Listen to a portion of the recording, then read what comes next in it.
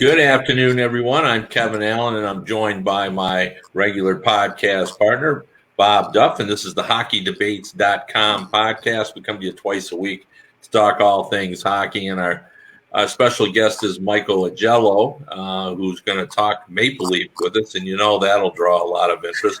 But first, we're going to pay some bills, and I'm going to turn it over to Bob Duff to talk about our sponsor.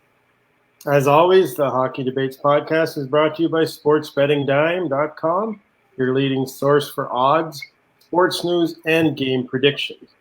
If you're looking to see who's the favorite to win the Stanley Cup, the Hart Trophy, or who's going to win a specific series, check out all the info at SportsBettingDime.com. We'll be talking about some of their Stanley Cup odds today, and we'll also leave a link in the description of this episode for you to access all the wonderful hockey information you can at their site. Well, Kevin, let's start. What's with these Leafs? Are they ever going to win a series? Mike, take it away. You're the Leafs expert.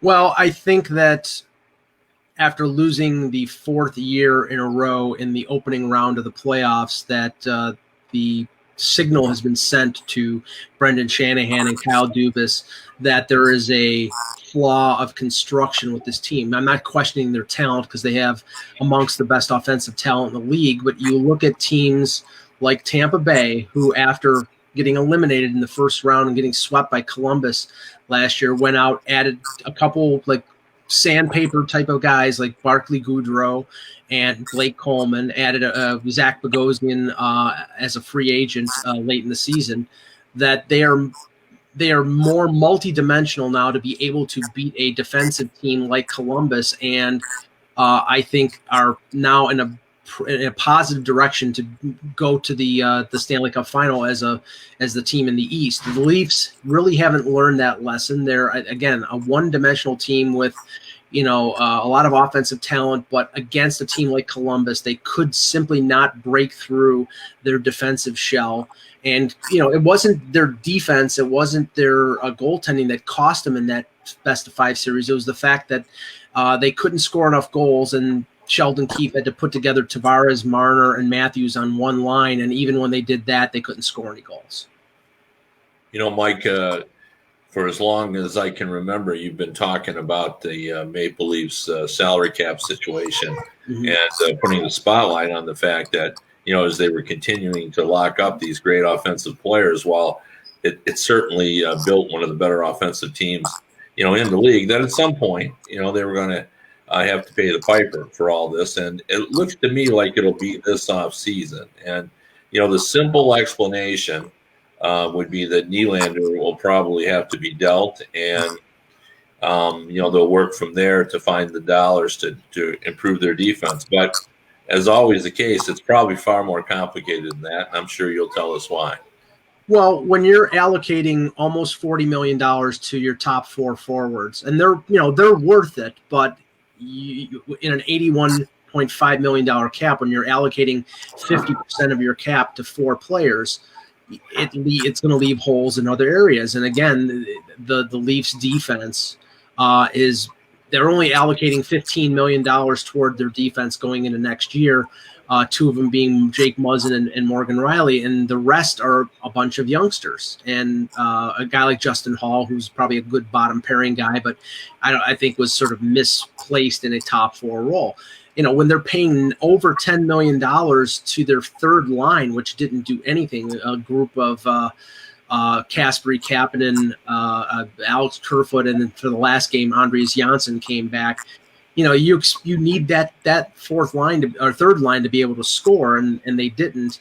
I don't think the problem with this team is the talent of Matthews, Marner, Nylander, or Tavares, just simply a misallocation of funds, and they will need to devote cap room to adding defensemen for next year to make their team a more well-rounded team. If they can do that without trading Nylander, then I think Dubas will do that. But I honestly don't see a way around trading either Nylander for young assets or for a defenseman, or trading either a Kapanen or a Janssen for the same thing.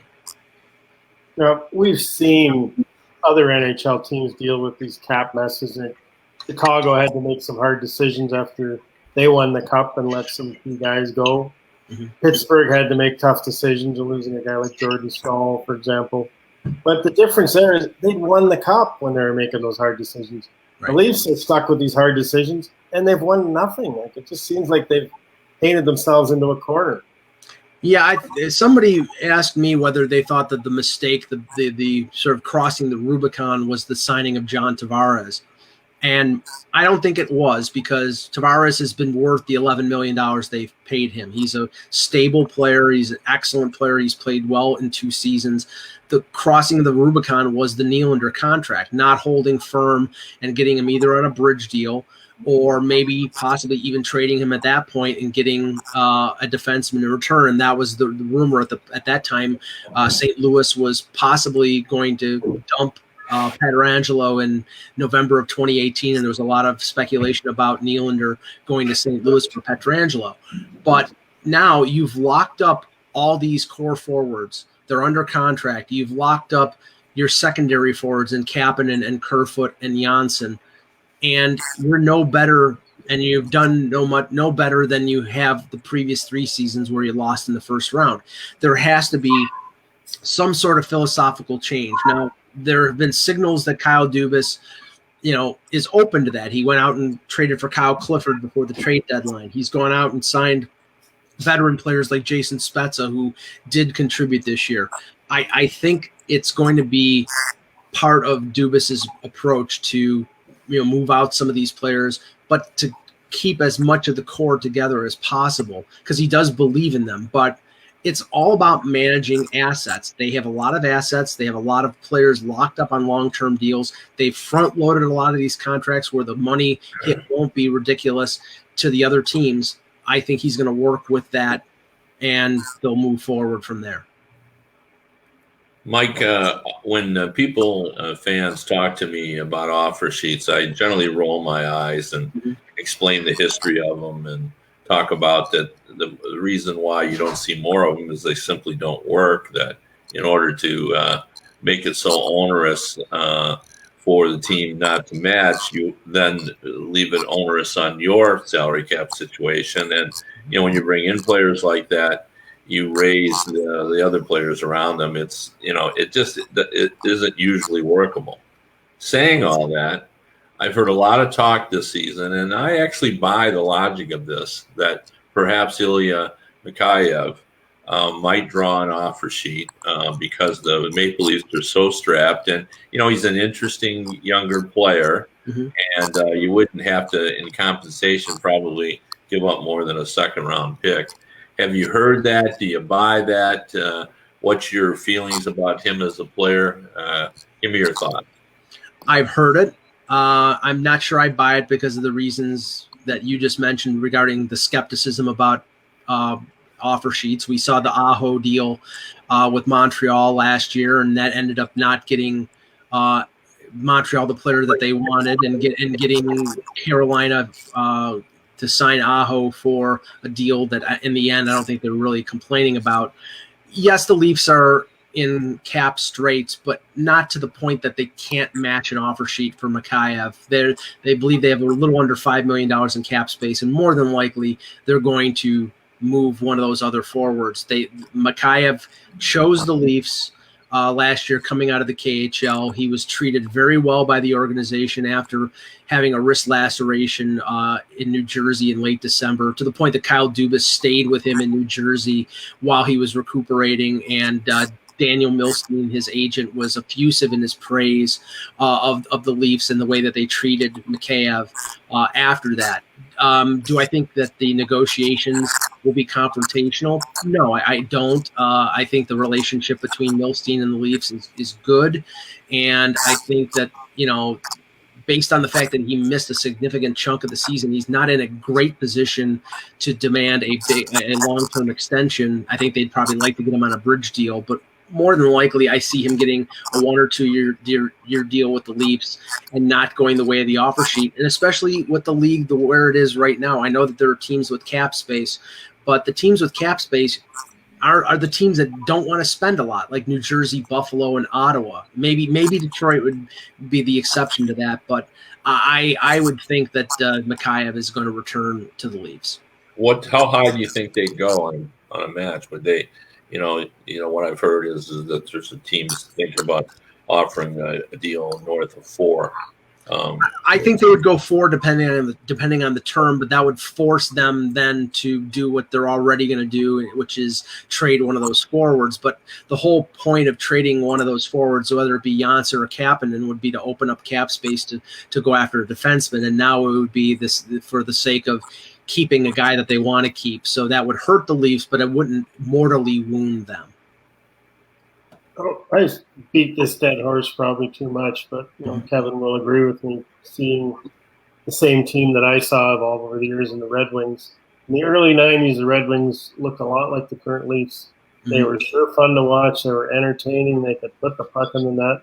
But then the playoffs would start and space would disappear, and so would the Wings. And I remember at the All-Star break in the 96-97 season when the Wings finally won the Cup, having a conversation with Steve Yzerman, the captain at the time. And they weren't playing very well at that point. They were third place, I believe, in their division, and people were starting to say maybe they'd missed their window of opportunity. And Yzerman said to me, I think this is the best team I've ever been on in terms of having a shot to win the Stanley Cup. And I thought at the time, that kind of surprised me. But then later on, when they got to the finals against the Flyers, I said, Steve, why did you say that? And he said, I looked at the guys we added, and Shanahan was one of them. Marty LaPointe, Darren McCarty, they traded for Thomas Sandstrom. He said, we got a lot tougher to play against. We've never been tough to play against. And I think that's an indictment of the Leafs. They're not tough to play against, and it's kind of surprising when you consider who their president is, a guy that played the game that way. Yeah, and I think Shanahan in his season-ending comments sort of reflected that. I mean, somebody even referenced Yzerman when there was that sort of come-to-Jesus moment where Yzerman sort of made the switch from being the star scorer to being more of a two-way player. And if you look at the Wings, they lost to the Leafs in the first round in '93. They lost to San Jose in '94, and then they got to the final against New Jersey in '95 and then won it in '97. The Leafs, the difference here is the Leafs haven't won a playoff series since 2004. So the famous loss in Game 7 to the Bruins, and then 2 losses to the Bruins and another loss to Washington in the first round. They just haven't proven to themselves that they can win, and I think they have the talent to win, like the Red Wings in the early 90s did, but they just haven't found the way. And again, with that team, they made additions like the ones you mentioned to make them a more multi-dimensional team. And that I think that's what's in front of Dubas. He's got to go out and get more players like Kyle Clifford, who he got at the deadline, who really played effectively for them in a fourth-line role. But they need more than fourth-liners and bottom-pairing defensemen. They need guys who play prime minutes, who can play that sort of rough-and-tumble style of hockey, that can complement the Matthews and the Tavares and the Marners, the skill guys. And until they do that, they will not be able to beat teams like Columbus, who can outwork them and neutralize their talent. I don't know how much time you've spent on your Ouija board lately, but look into the future for me and tell me what you think the makeup of the Maple Leafs will look like the next time or when we start the 2020-21 season with regard to the turnover of personnel. Will we see 2 or 3 new defensemen? And how many new forwards up front will we see who might have a little more grit to them? I think you'll see 2 new defensemen. I know that the talk has been, and I don't know how successful they'll be in this because there are going to be a lot of teams out there looking for defensemen in free agency, but the name that's been associated with the Leafs has been Radko Gudas. And it does make a lot of sense. Radko Gudas is a right-hand shot. They're losing Ceci and Barry in free agency. They're not going to bring them back, and they really, other than Justin Hall, don't have Timothy Liljegren is a young prospect, but I think that at most he's a bottom pairing defenseman. They have a KHL import named Mikko Lehtinen, who they like, who's a lefty, but he plays the right side. I really think that they need that veteran presence and somebody who provides that sandpaper, and that's what Gudas does. And Kevin, we know we've talked about this on the Buzzcast before. I really think they're going to be in on Alex Pietrangelo. I don't know if they're going to be able to pull it off because it's going to be a big ticket. But if they trade Nylander, I think the specific purpose for trading Nylander would be to clear cap space for Pietrangelo. And I don't think they would do that until they know that they have a realistic chance at him. I don't think they're interested in Torrey Krug. I don't think they're interested in bringing back Barry. It's Pietrangelo because he's a Toronto kid and he's a captain and a leader and he's won a Stanley Cup. And that's the type of player that I think they would want to build their defense around rather than a Tyson Barrie, who was basically a power play quarterback. So I think they'll bring in at least one, maybe two defensemen, depending on which one it is. And forward-wise, I think most of the additions will be internal, like Nick Robertson, their top prospect, Alexander Barabanov, who was brought over from the KHL. And I know that there's a lot of talk about players who would be willing to take veteran minimum contracts like Jason Spezza did. Spezza was great after Babcock was fired. There's been talk, Elliot Friedman has mentioned Joe Thornton. I don't know if that's the way to go because Thornton, although being a great player at 41 years old, is slower than sin. And I think they could maybe bear with that because they're such a fast team, but I don't know whether you can bring back Spezza and Thornton, but I have a feeling you'll see a couple players like that who come in on veteran minimum deals and provide a little of that sandpaper. I don't know if traveling, Mike, but Sin was pretty quick in my neighborhood. Sorry, Bob, I couldn't hear you. I don't know what circles you travel in, but in my neighborhood, Sin tends to move pretty quickly. Yeah, I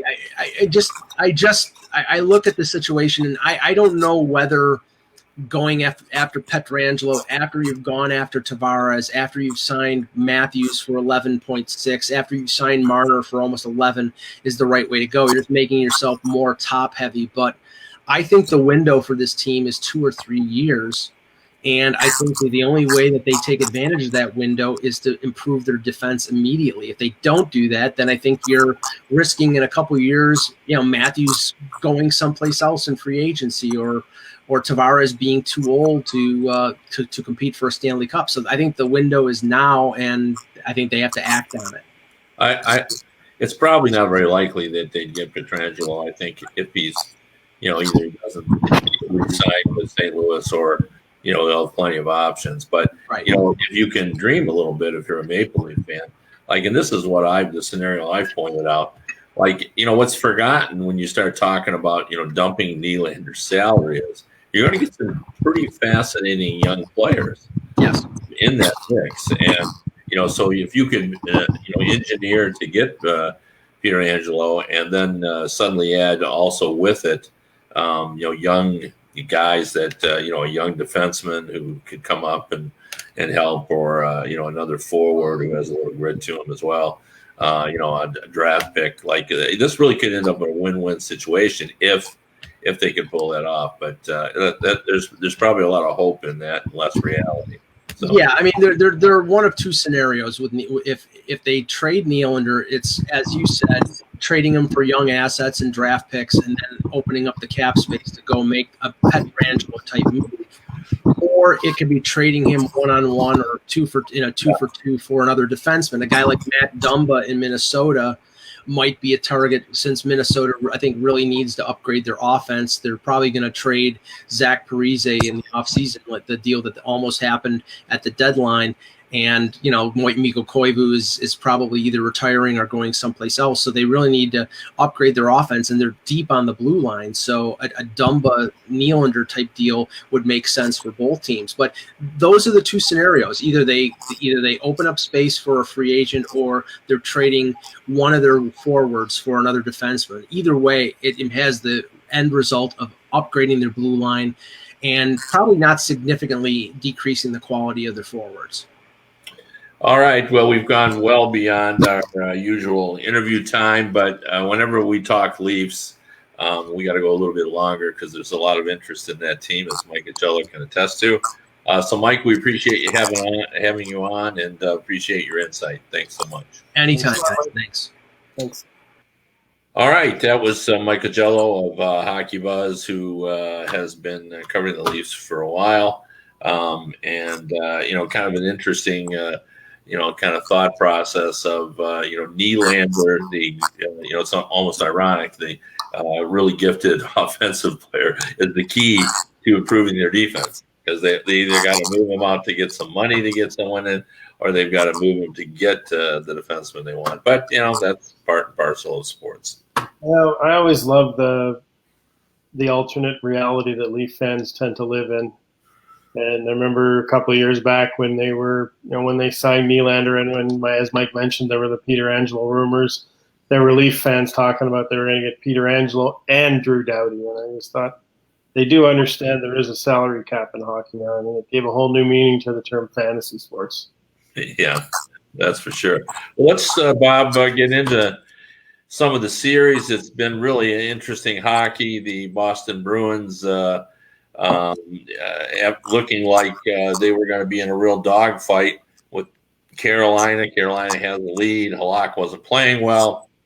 And then, boom, they score 4 goals. And suddenly the Bruins, the number 1 seed coming in, who didn't play very well, who lost their starting goalie because he decided to go home, and now they're in complete control. That's in a series when you can factor in how few teams come back from 3-1 deficits. Yeah, and we, of course, both like the Hurricanes, so we got egg on our faces. But for sure, it kind of shows you just how irrelevant those round-robin games were, and that putting any stock in those outcomes was really a fruitless pursuit, because these teams, like in today's NHL, whether you're the 1st seed or the 4th seed or the 6th seed, it's not that relevant in terms of your chances to win the cup. There's so little difference between the teams these days. And I think this year, especially when there really isn't a home ice advantage. You're all playing in the same rink.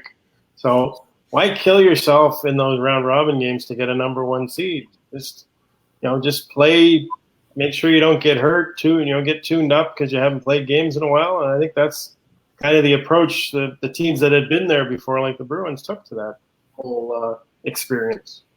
Yeah, I mean, I think you could make the argument that they meant more to some teams than others. The Philadelphia Flyers, who were consistently sharp all season and should have, in all of our minds, proven that they were for real. But I'm sure they felt like they really hadn't, and I think they probably wanted to set a little tone. Like, they played well in those round robin games. And I think they sort of sent a message to everyone: hey, we're for real. We're contenders. We're not just a hot team. We're not an upstart team that is going to fade because we don't, really understand what this is all about. That we can run with the big dogs. And so it was probably important for them, but it wasn't important for the St. Louis Blues, who won a cup. The last time one was awarded. Well, you're absolutely right, and clearly the Bruins didn't put much stock in it. And I would say this too, Tuukka Rask really looked disinterested, and when your goalie is struggling with whether he should be there, it probably explains why the Bruins didn't look all that sharp. And I know the Bruin fans are a little alarmed at the 2 soft goals that Halak gave up against Carolina. Some thought it was three soft goals. But because he's not Tuukka Rask. He played pretty well this season at 1866, but they're playing at a much higher level now that they've sort of resolved the Tuukka Rask. I mean, sometimes just knowing what's going to happen, like the Boston players must have all known, I would assume, that he was struggling and that this could happen. It probably still caught him a little bit by surprise, but I'll bet most of them would say they weren't shocked by that, just because I think they all knew that, he was struggling to be away from his family. Yeah, and we've got another player leaving the bubble today for completely different reasons that could have a major impact on the playoffs. Breaking news that Vladimir Tarasenko is having more problems with the shoulder he had the major surgery on, and he's gone back to St. Louis to consult with doctors. Just when the Blues looked like they were dead in the water after Vancouver took the first 2 games, they came storming back. You watched Game 4, and Ryan O'Reilly looked like the guy who won the Conn Smythe Trophy, just totally dominated that game. Now you're thinking the Blues, who are now the minus 162 favorites to win that series. And you're thinking they're going to take this series over, and here they lose Tarasenko. Now they played most of the year without him, so will they miss him that much, or are they used to playing without him? Well, I think they are used to playing without him, but that doesn't make the situation any more desirable. The Canucks are giving them all they can handle. The Canucks are the team I think that has really enhanced their reputation by what has gone on in the postseason. Like even during the regular season, when they were playing pretty gritty and finding ways to win, and everybody knows how great Quinn Hughes is, and everybody knows they had good younger players. Bo Horvat just sort of developed into a captain. But that's different than coming in and watching him play playoff games and just saying to yourself, like, wow, maybe they aren't a team of the future. Maybe they're a team of the now. And I certainly think they are. Like, I'm not saying they're going to win the Stanley Cup, but boy, they're a darn good team. And I think they've showed a lot in this postseason, just in the round and a half or round and three-quarter that we've had thus far. They show me that they got all that you need to kind of make a run. And I think if you're the Jacob Markstrom or his agent, you're sitting around thinking, boy, it's going to be good to be me this summer, because the Canucks really need him. Like that, this team is so good, but they need their goalie. And I know they're high on Thatcher Demko, but maybe he'll be better than Jacob Markstrom. I don't know, but what we do know is Jacob Markstrom is an important part of all of their team. Yeah, it'd be an awful big roll of the dice to let him walk and count on Thatcher Demko, because as much potential as he certainly shows, he really hasn't delivered the goods yet consistently at the NHL level. And with this team that looks like it's on the cusp of being an elite team, do you really want to roll those dice and go with the inexperienced goalie? I mean, it's such a vital part of winning to have that reliable goalie. And as you say, Markstrom's value, I would think, is astronomical right now. They're certainly going to have to pay him to keep him, but they could pay a lot worse price if they let him go.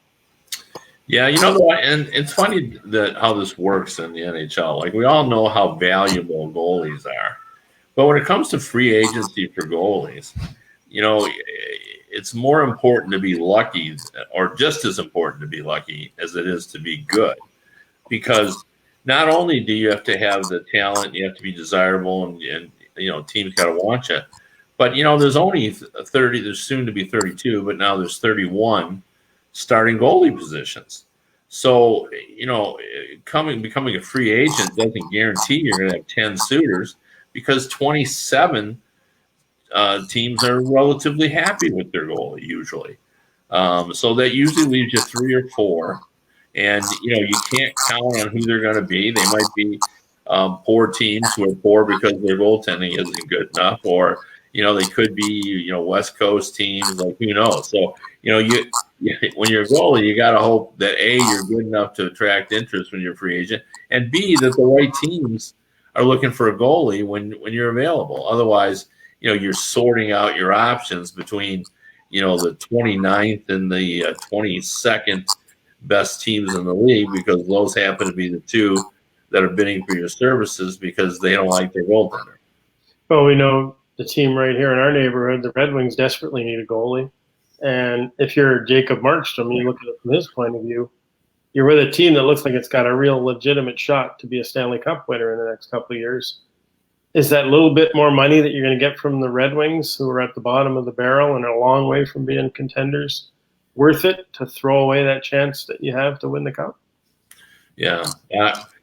I think most players think it isn't. They all want the dollar, but I think, just from through the years, I think everyone thinks, okay, the money is there and it will be there. But now, since the money is good enough, it really comes down to all those intangible things. Living in a city that you want to live, living in a city where your spouse is going to be happy, living in an area that has a really good school district. I mean, there are a lot of things now that players look at that go beyond, and they still like winning is important, but it's much harder now than it was. 10 years ago, you could identify the 5 teams that had a legitimate shot. Well, good luck with that now. The Red Wings are. It's going to be a while before they're going to compete, but it might take the Kings a couple of years, but beyond that, you have no idea. You're just trying. You're throwing the darts at a board, trying to figure that out. So, well, before we depart, let's have a quick word about the New York Islanders. We'll pat ourselves on the back here because we both like them to win this series. yeah, And here they are up 3-1, and we know the Capitals are experts at blowing 3-1 leads, but they don't have a great reputation for coming back from 3-1 deficits. But you talk about guys disinterested. Watching that overtime winner by Matthew Barzal, could John Carlson have made less effort to stop him from getting to the net? yeah, that's for sure. He's one of my American boys too. So, Might as well have been a matador with a cape and just shoot him. This Capitals team has been wrong this season. Ever since they traded Matty Niskanen, they've been struggling a little bit on the back end a little bit. I think Niskanen kind of held it all together a little bit. Like, he was that guy that was not bad defensively, pretty good offensively, and I think he's been hard to replace.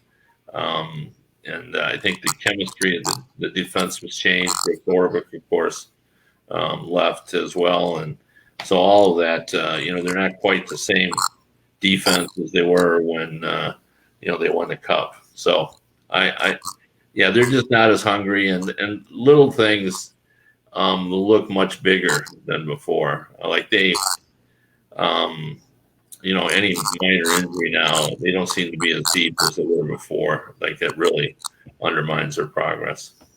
Well, if you believe in the Capitals, you can get plus 1,300 odds on them coming back to win this series. And you can get even better odds on us coming back Thursday to talk more hockey. This has been the Hockey Debates podcast, as always, powered by sportsbettingdime.com. He's Kevin, I'm Bob, and we'll be back with you on Thursday to talk more hockey. Have a great day.